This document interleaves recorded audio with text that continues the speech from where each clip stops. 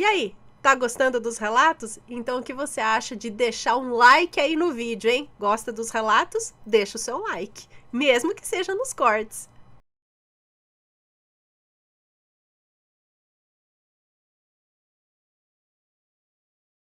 Experiência com possessão e macumba.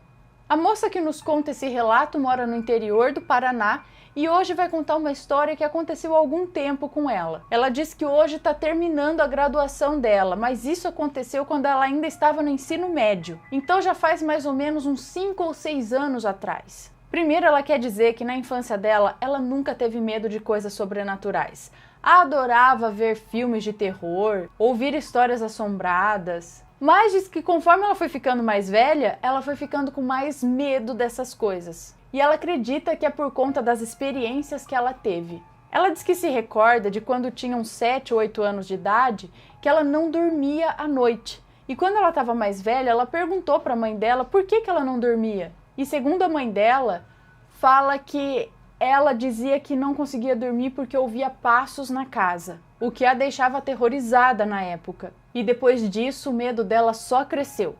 Na adolescência, ela diz que só sonhava com coisas assustadoras, ou então sonhava com parentes que já tinham falecido e vinham conversar com ela. Ela lembra que na escola dela ela teve 2 experiências paranormais. Na primeira, ela viu uma menina parada na porta da sala olhando para ela. E quando ela piscou, a menina sumiu. Na hora ela duvidou, achou que era coisa da cabeça dela. Na segunda vez ela estava acompanhada e viu quando um vulto passou por ela e pela amiga dela. E aí ela não teve mais dúvidas do que ela via. Mas isso fica para um outro relato. Enfim, ela diz que sempre teve muito medo dessas coisas. Até que aconteceu o que ela vai contar agora. Estava ela na casa de um amigo, com outros amigos, escutando música, comendo pizza, conversando, todos se divertindo. E ela estava sentada no sofá com um amigo dela, o Pedro, que sempre foi muito próximo dela e sempre foi muito querido. Então ela estava conversando com ele quando de repente ele ficou branco. Colocou a mão no rosto e falou: "Meu Deus!" E depois disso, o Pedro agiu estranho a noite toda. Andava pela casa rindo de um jeito muito estranho. Mordeu uma amiga e falava coisas estranhas. Até que eles foram para um quarto assistir um filme.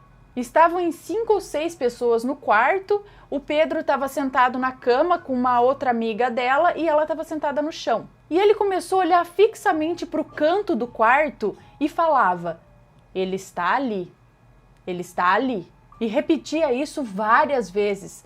Todo mundo já começou a ficar com medo ali. E aí ela trocou de lugar com a amiga dela, que estava sentada do lado do Pedro, mas que estava morrendo de medo. Então ela saiu do chão, sentou na cama com ele e a menina veio pro chão. E então ele começou a apertar os olhos com o dedo e dizer que estava doendo muito. E ela conta que chegou a precisar segurar os braços dele para ele não apertar demais os olhos e se machucar. Então ele estava apertando para valer os olhos. E ele chorava e dizia: "Me deixa, por favor, tá doendo muito." Mas ela conta que ela não deixava, ela não soltava os braços dele, até que ele parou.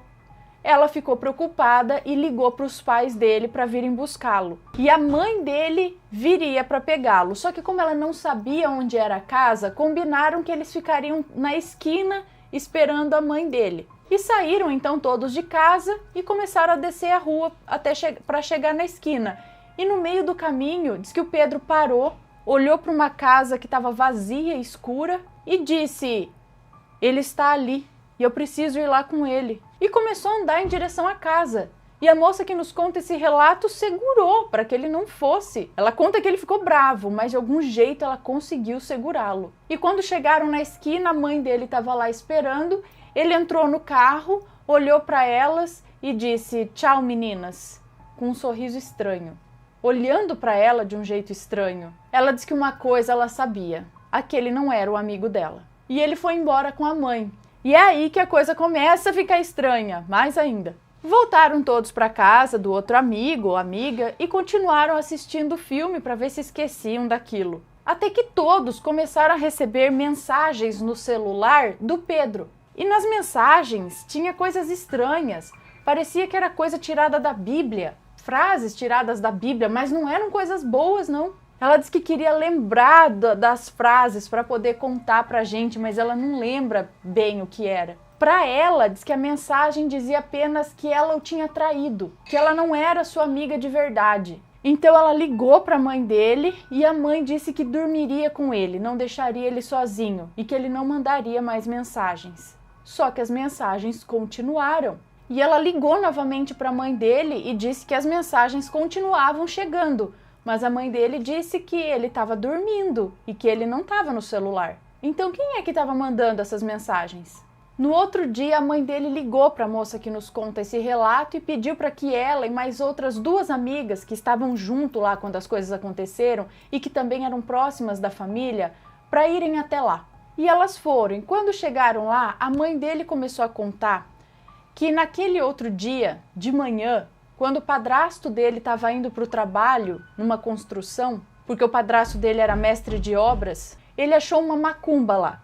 E aí elas foram até lá e viu que tinha uma macumba lá com umas velas pretas, meio queimadas já, as iniciais do nome do amigo dela, da mãe e do padrasto, junto com outras coisas queimadas ali também. E ela conversou com o amigo dela e ele disse que não se lembra de nada, ele só lembra de chegar na casa onde eles estavam para assistir o filme e depois de acordar na casa dele. E a mãe dele, inclusive, mostrou o celular dele para elas e não havia ali histórico algum de mensagem enviada do celular dele para o celular dos amigos. Até hoje, ela diz que não sabe como ela teve força e coragem para segurar o amigo dela. Pois como ela disse anteriormente, ela tem muito medo dessas coisas. Também não sabe afirmar o que ou quem estava no corpo do Pedro. Ela só sabe de uma coisa, aquele não era o amigo dela. Hoje em dia, conversando com ele, ele ainda diz que não se lembra de nada, mas que ela foi um anjo enviado por Deus para tirá-lo daquela situação e não deixá-lo fazer nada de ruim.